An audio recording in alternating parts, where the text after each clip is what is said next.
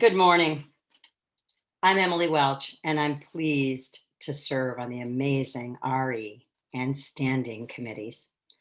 Welcome to First Church Unitarian in Littleton, Mass. We're so happy that you've joined us here at church on this sunny, snowy morning in Littleton.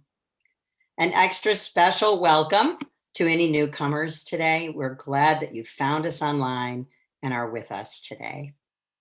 I'd like to bring special attention to the Vigil for Racial Justice at 2 p.m. today on Littleton Common.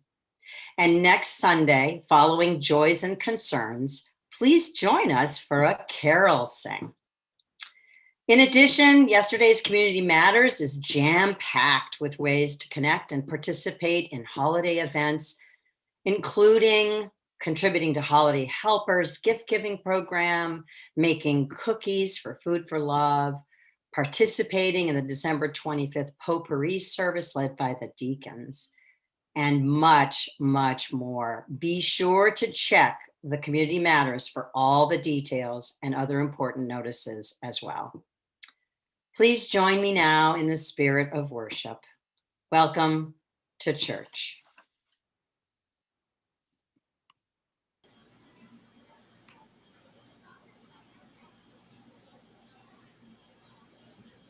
Good morning. My name is Molly Lozeau, and I am the music director.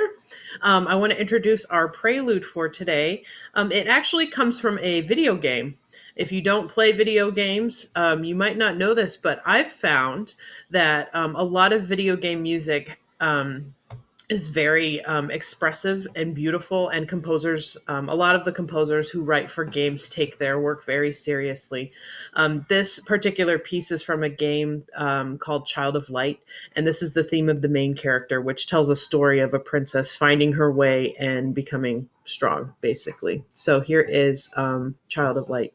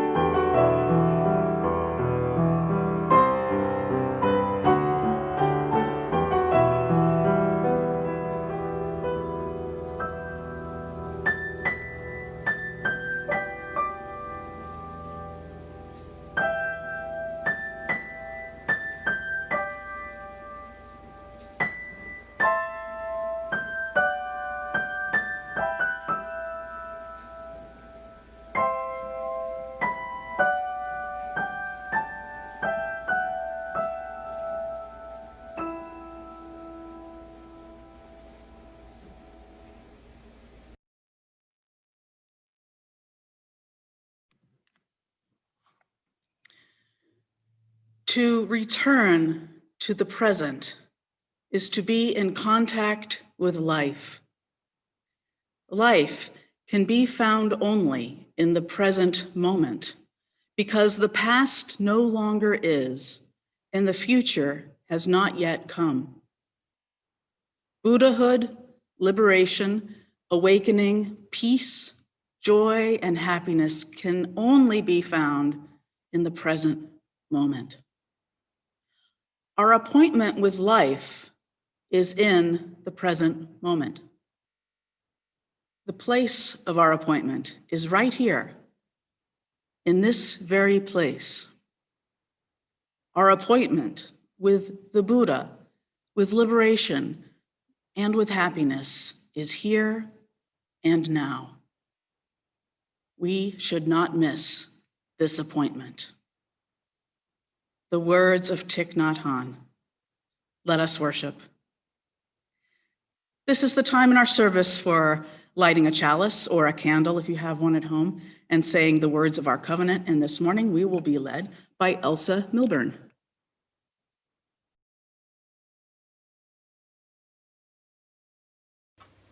Love is the spirit of this church, and service is law. This is our great covenant, to dwell together in peace, to speak the truth in love, and to help one another.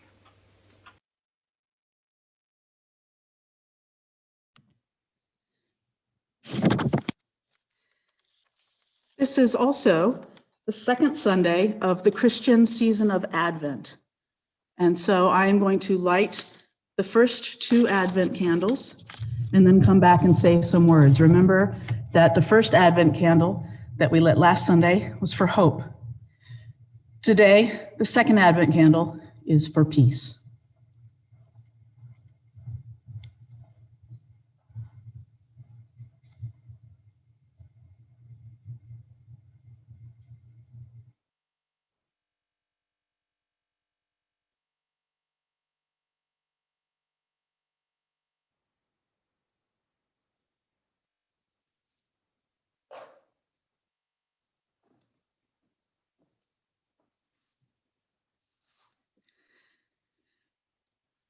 Please hear these words of Pema Chödrön, an American Tibetan Buddhist nun.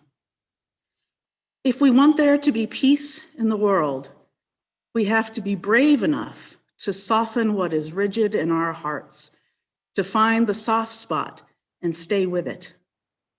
We have to have the kind of courage and take that kind of responsibility. That's the true practice of peace.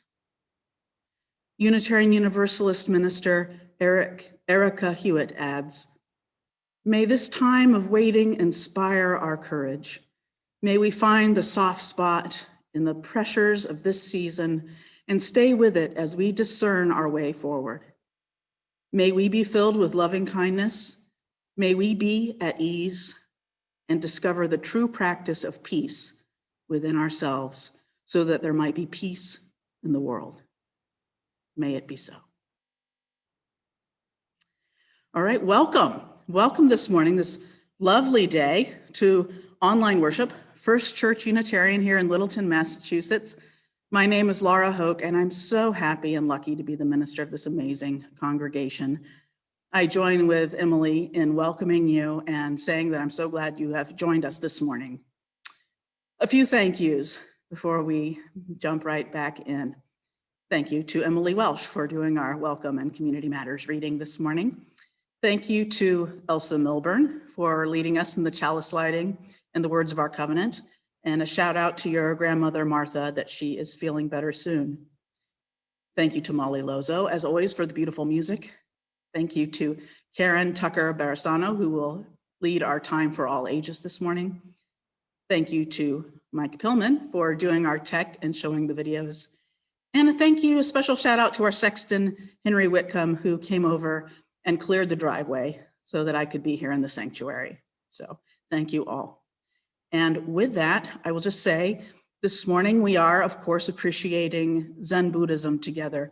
This is December. The Soul Matters theme this month is stillness, and Zen Buddhism is a nice place to start.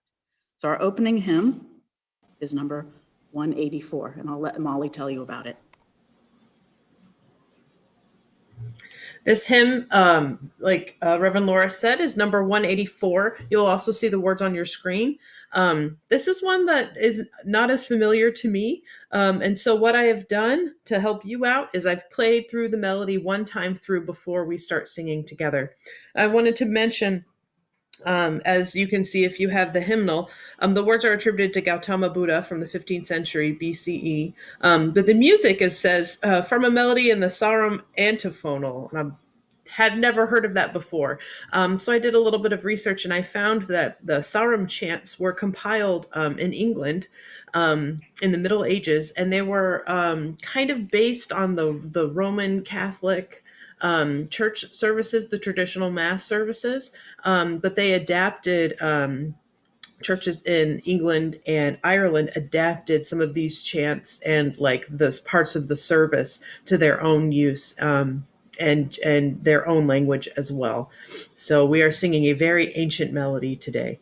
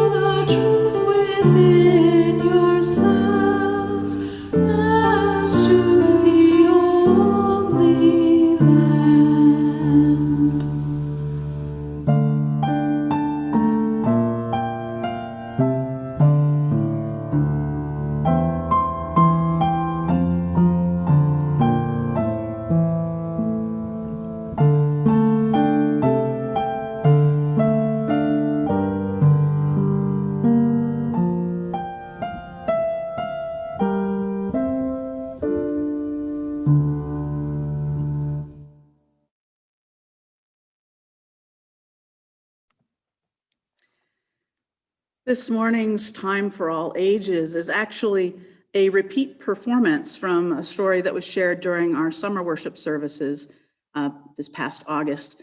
I loved the story and the illustrations so much that I asked for her to do it again. So our story will be shared by our own Karen Tucker-Barisano, who is an amazing member of the Religious Education Committee, as well as our own standing committee. So enjoy.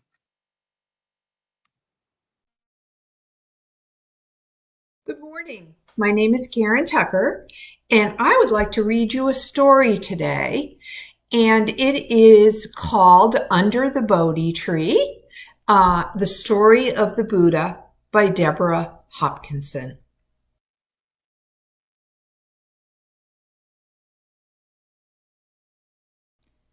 In a long ago time, in a faraway place, a baby was born. His name was Siddhartha. Before his birth, his mother dreamed of a beautiful white elephant. The wise men said it was a sign the baby would be very special. And he was, just like babies then and now, and everywhere, and just like you. The baby grew to be a kind and gentle child. Once he found a wounded swan and nursed it back to health so it could soar and cross the sky again. The little prince wanted to spread his wings too. But his father said, "You must stay here, away from the world, where I can keep you safe from pain and sorrow." And so Siddhartha grew up behind the garden walls of a rich and splendid palace. He had new fine clothes, a grand white horse, the softest rice to eat. But like children then and now and everywhere, and just like you, he longed to discover the world. At last, when Siddhartha was a young man, his father let him visit the great city. The king ordered the mayor hold a festival in the market with flowers and song and dance. My son must only see the great sights. But, of course, the prince was curious, and he wandered off to explore. And that is how he first came to see hardship, pain, and suffering. So first, he gave a sip of water to a person who was lying sick with fever. Next, he helped an old man with an aching, crooked back cross the road. Then he bowed his head to share with a grieving family sorrow. Siddhartha's heart felt heavy, and his own eyes filled with tears. He could not stop wondering, how can I help others? You can do so much good as a prince, the king told his son. Siddhartha shook his head. Even the wisest ruler cannot stop sickness, old age, and death, he said. I want to find a way to help people live in ease and peace. And so, like seekers then and now and everywhere, the prince set off to find his way just as you may do someday in your life. At first, Siddhartha looked to others for answers. He journeyed far and long and followed many difficult paths and roads. But he still felt lost, like a ship in a stormy sea, tossed by wind and waves. One day, Siddhartha came upon the welcoming shade of a very tall, majestic tree. His spirits rose and he thought, perhaps the answer is inside me. I will stay in this pleasant grove until I find a way to peace. And then I can teach others too. And so Siddhartha crossed his legs in quiet meditation. And many days passed. Raindrops fell, cool breezes blew, and the sun beat down. And still Siddhartha sat, sheltered by the rustling heart-shaped leaves of the old and lovely tree. Once a woman named Sujita passed by and thought, he looks very weak and hungry. So she brought him some sweetened milk and rice. She smiled and she said, please accept this gift. If you are hungry, you should eat.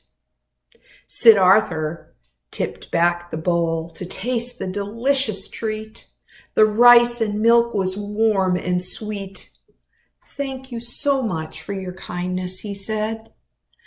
On that clear and brilliant night, waves still rippled on the surface of his mind. But now the prince just let his fears and worries come and go, and he kept on breathing mindfully, in and out, deep and slow.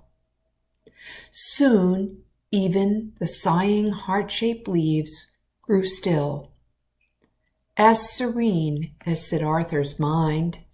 And then, just before dawn, he looked up in the sky, in the eastern sky. A bright planet appeared, the morning star. At that moment, like the swan so long ago, Siddhartha felt himself soar, aware, free, and fully alive. His worries fell away, and he saw clearly that all things fit together, big and small, hard and easy, joyful and sad, all part of one wondrous world. In a time long ago, in a place far away, a baby boy was born. His name was Prince Siddhartha. Today we call him the Buddha, or the Awakened One. Buddha did not stay alone under the heart-shaped leaves of the Bodhi tree. Instead, he rose and he went into the world to show the way of peace to others. Then and now and everywhere, and yes, of course, to you and me. Thank you for listening. The end.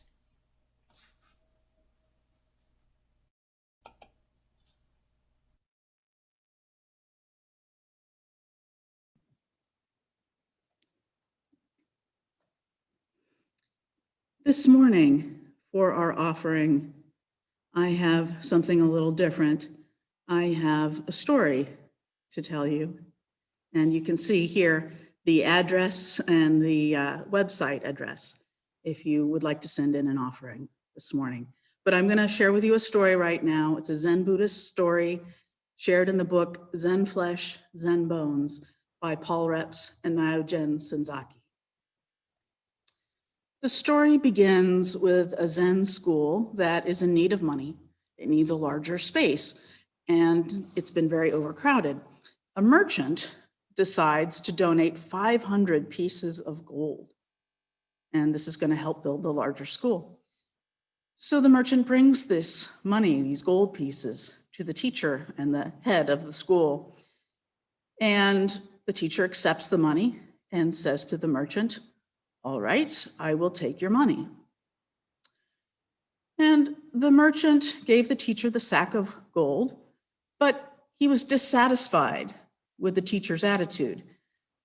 One could live a whole year on just 3 pieces of gold, and the merchant had not even been thanked for giving 500 pieces of gold.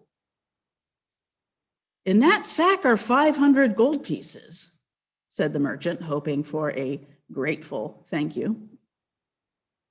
"Yes, you told me that before," said the teacher. "Even if I'm a wealthy merchant, 500 pieces of gold is a lot of money." The teacher said, "Do you want me to thank you for it?" "Well, you ought to," said the merchant. "Why should I?" asked the teacher. "The giver should be thankful."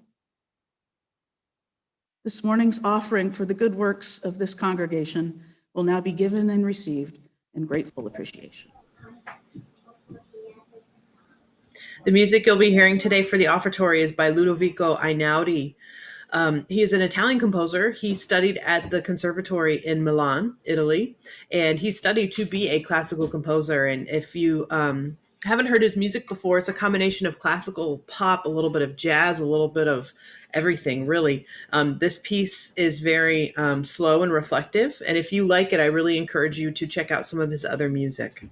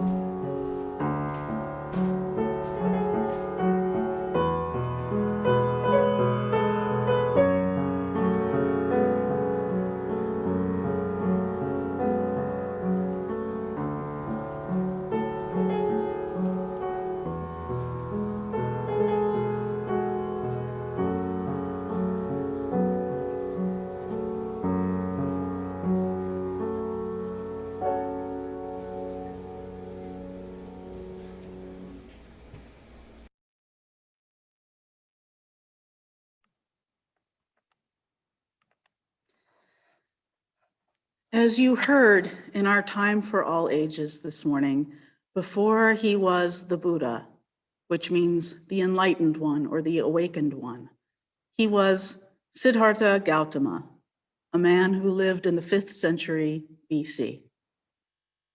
He was born into a royal family around the present-day border of Nepal and India. He was born into the land of Sanatana Dharma, which most of us know as Hinduism. When he was about 35 years old, Siddhartha sat beneath a tree, the Bodhi tree, as you heard in the story today, and he was determined not to leave until he found a better way, a way out of suffering. He sat there for days in stillness. He was rewarded with enlightenment. He became the Buddha. Bodhi Day is traditionally celebrated on December 8th, celebrates the great enlightenment of the Buddha under the Bodhi tree. So when you say happy holidays this time of year, it can also be inclusive of Bodhi Day in our Buddhist neighbors and friends. I have many Buddhist neighbors and friends in the city where I live near here in Lowell. After his enlightenment, the Buddha spent the next 45 years of his life until his death at 80, teaching what he had learned to others, a great act of kindness. So what was this enlightened way that the Buddha discovered, famously called the middle way? What was the great awakening that the Buddha had under the Bodhi tree? For one thing, under the Bodhi tree, the Buddha saw that this was not his first lifetime. He realized that he had lived many times before. And he awakened to the realization that he was, and we all are, in a cycle of birth and death and rebirth, or reincarnation. And this cycle, this endless cycle of reincarnation, is known as samsara in Buddhism. And during this process, samsara, one carries their karma with them, struggling in each life, whether it's a human life or another animal life. And they carry that karma and have to try to do better. Now, the awakening to samsara doesn't sound like such good news, and it's not in and of itself, but the Buddha realized something else. There's a way out. There's a way out of endless lives and reincarnation. That's the good news of Buddhism. As part of his enlightenment, the Buddha came to understand the so-called Four Noble Truths. The first truth is dukkha, which is basically suffering, that life is suffering. The second noble truth is that suffering is in a sense an illusion because it's caused by our desires, by our cravings. We suffer because we desire things. The third noble truth is that suffering can end. Suffering can end when we can overcome our desires. And the fourth and final noble truth is that the way to cease from desiring and thus suffering is to follow the middle way, or the eightfold path. That is symbolized in that 8-spoked wheel of Buddhism. You'll see it in our lovely quilt. You see the yin yang of Taoism, and then there's the Om symbol for Hinduism, and then there's that 8-spoked wheel for Buddhism. In a nutshell, the eightfold path means understanding why we suffer and wanting to stop the suffering. It means behaving ethically in speech and actions. It means not harming others in words and deeds or through livelihood. And finally, putting our mental concentration in the positive direction of mindfulness. Do that, and you can achieve nirvana, the blissful deliverance from the endless cycle of reincarnation and suffering. Now, there are lots of different schools of Buddhism, or denominations, so to speak. Theravada Buddhism, Tibetan Buddhism, Pure Land Buddhism, on and on. Today, I'm focusing on the school that we might know best, or think we know best, and that is Zen Buddhism. As I mentioned, Buddha was from the Nepal-India border, and that's where Buddhism originated. And it spread out from there in different directions. When it traveled north and east into China, it encountered Chinese traditions, including, very importantly, Taoism. We've talked a little bit about Taoism here over the years with its important scripture, the Tao Te Ching, and its naturalistic philosophy about the Tao, or the way. In China, Buddhism met these concepts and became Chan Buddhism, and that was around the 7th century. Chan, C-H-A-N is how we spell it usually in English, is short for Chana, which is the Chinese version of the ancient Indian Sanskrit word jhana, which means sitting or seated meditation. So the word we know best for this style of Buddhism is the Japanese word, Zen. So we went from jhana to chana to chan to Zen. Zen Buddhism is what came of Buddhism from incorporating much from Taoism. Zen Buddhism is a wisdom path, and it has a lot in common with other wisdom traditions like Taoism. In some ways, it's reminiscent of the Vedanta, which we've talked about, one of the wisdom schools of Hinduism.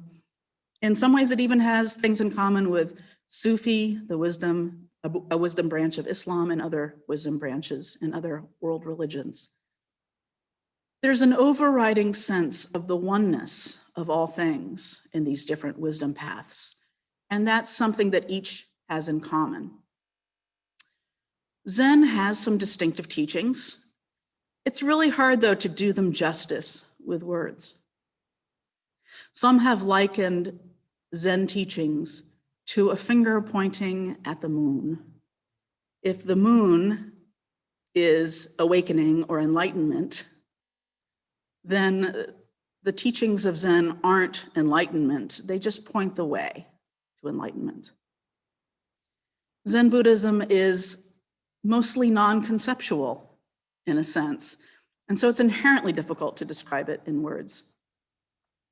There are two really important approaches within Zen Buddhism. One is called Soto, or the Soto school within Zen, started around the 9th century. Soto is sometimes called the practice of no practice, and it features silent, seated meditation. And that might be the very first thing that many of us picture when we think of Zen Buddhism, this practice sitting in the lotus position known as Zazen. And this is very much about being still and calming the mind and letting the Buddha nature that's in you come up naturally, which completely bypasses the usual analytical thinking that we do. The second really important approach within Zen is called Renzai, or the Renzai school. And that started about 100 years after Soto in the 10th century. And this is about what some call viewing the phrase or studying the phrase. And the phrase is one of many possible paradoxical riddles or paradoxical statements known as koans. The story I shared for our offering was, in fact, a kind of koan, sort of a puzzling, paradoxical story.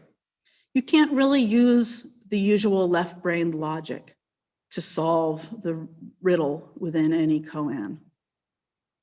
A koan works really by shocking the student out of the usual analytical thinking and reliance on concepts. Three of the very most famous koans, and you've probably heard at least one or two of them. One famous one is, what is the sound of one hand clapping? A very famous one is sometimes called the Mu koan, which is the question, does a dog have Buddha nature? And a third very famous koan is a statement, or a direction really, which is, If you see the Buddha on the road, kill him. Wow, they kind of make you go, what? There's a story told in Zen circles of the flower sermon, where the Buddha was said to have given a silent sermon. He just stood there holding a flower. In a sense, that sermon was a silent koan. Only the one of the followers listening to the Buddha, or rather viewing him holding the flower that day, got it. And that's the type of teaching that's passed on in Rinzai Zen, from teacher to student. The idea of transmission is important in Zen. Some people question and ask if Zen Buddhism is even a religion, because there's no God or goddess concept. Now, note that in some versions of Buddhism, for instance, Tibetan Buddhism, there is a god or goddess concept, but not in Zen Buddhism. Of course, for some modern Unitarian Universalists, that can be part of the appeal of Zen Buddhism. Some people criticize Zen Buddhism as an escapist religion, sort of downplaying the physical or material world as an illusion or Maya, and emphasizing the goal of getting beyond the material world of illusion. The Buddha is supposed to have said, it's your mind that creates the world. And that might sound at first like a statement that goes against science and physics and an understanding of the physical world as leading to truth. But of course, the deeper one goes into science, like quantum mechanics, at a certain level, matter isn't really what it appears to be. And time, what exactly is time? And in fact, in many ways, the Buddha was dead on in saying it is your mind that creates the world. Nevertheless, Zen Buddhism is sometimes criticized as being dismissive of the material world and for being negative about the material world. But for me, this just isn't so. Zen isn't dismissive of the material world. It isn't negative about it. On the contrary, like Taoism, I see it as the ultimate acceptance of the material world. And today I want to share with you what, for me, is the simplified good news of Zen. To me, the essence of Zen is awareness itself.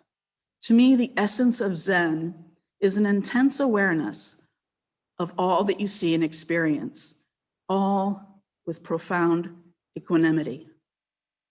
The essence of Zen is the now, the present moment. It's the ultimate be here now, as some have said. And that's the magic that Zen offers to me. There is nothing but this moment and what you make of it. This is it. The past and the future, that's all concept. This right here and right now, this is it. Be still and know that this is true. All life might be dukkha or suffering, or actually a more complete translation of the word dukkha includes the idea of impermanence as well as suffering. But the key is not to struggle against impermanence. To be precise, if you live in the present moment, you suffer only when you're actively suffering. If you live always in the present moment, you don't suffer based on your past. You don't suffer based on an imagined future. You just are whatever you are at that precise moment. Be still and experience the magic and mystery and majesty of now. This moment, right now, you will never experience it again. It is a unique experience in space-time. The way you are today, the way I am today, it could never be exactly like this again. And from a certain point of view, I suppose, maybe that's sad. It's impermanence, it's entropy, the fact that nothing can stay the same.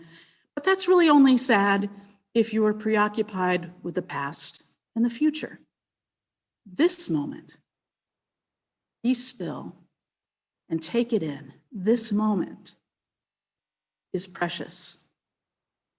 No one has ever experienced exactly what you are experiencing right now. And in fact, you have never experienced exactly what you're experiencing right now. Isn't that kind of amazing? This is an amazing moment. And so is this one.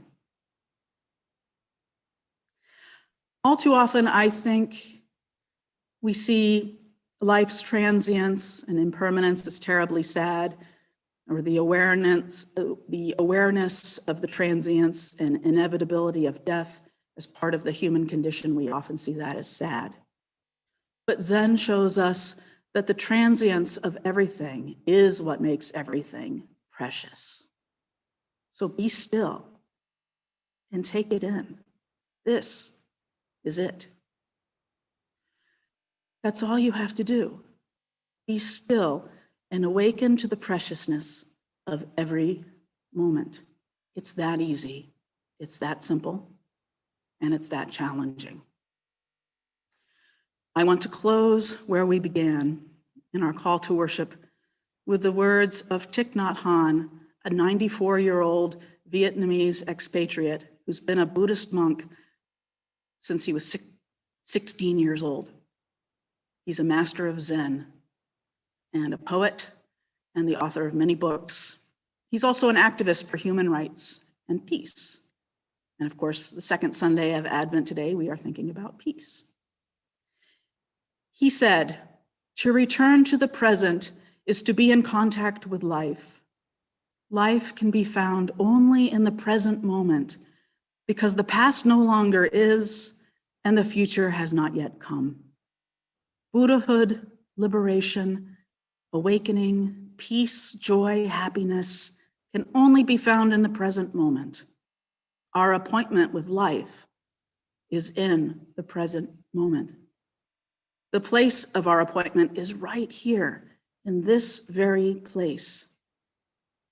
To abandon the present moment in order to look for these things in the future is to throw away the substance and hold on to the shadow. To be able to stop pursuing the future allows us to realize all the wonderful things we seek are present in us, in the present moment. Life is not a particular place or destination. Life is a path.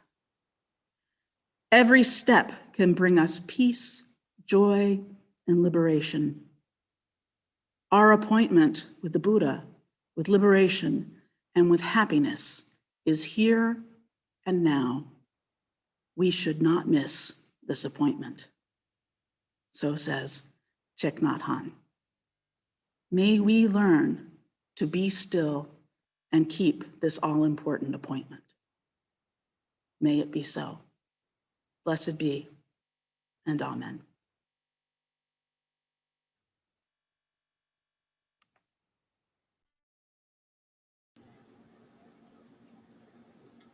Our closing hymn today is number 1031, Filled with Loving Kindness. You will see the words up on your screen. It's repetitive. It is in the style of a Buddhist meditation where you repeat words over and over, or sounds over and over, to create a quiet space for your body and your mind. You'll see the words. But what changes in between the verse is you say I, then you, then we, as you'll see. I invite you to sing along or listen to 1031.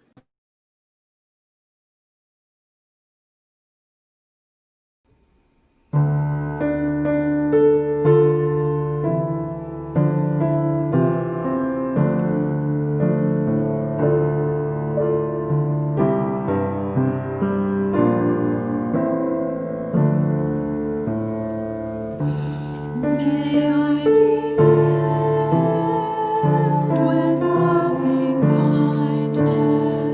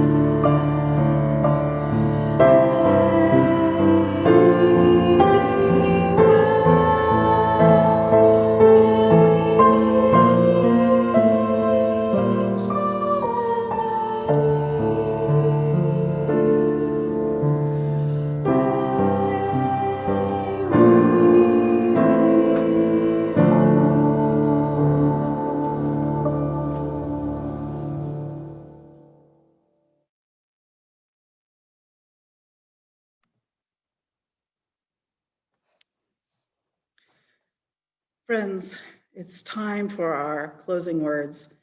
If you were here in the sanctuary with me, again, we would make a circle and hold hands and listen to the closing words. But as become our tradition for virtual worship, I invite you, if you are with someone and you can safely hold hands, I invite you to do that now.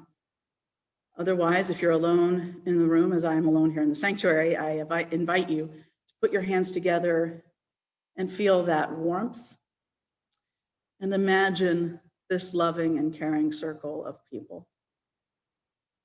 I am going to put something else in my hands this morning for our closing words.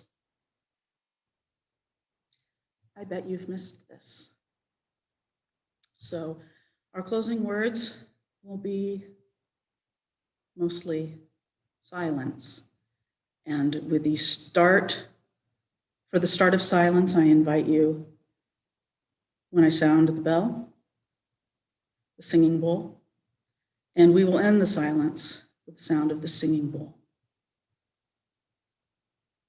May we contemplate with stillness this precious present moment.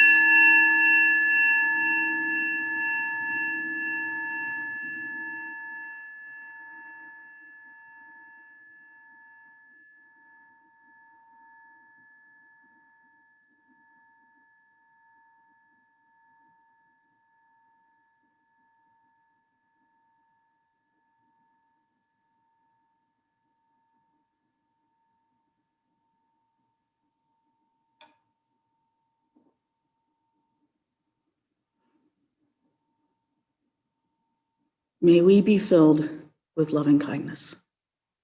May it be so. Go in peace.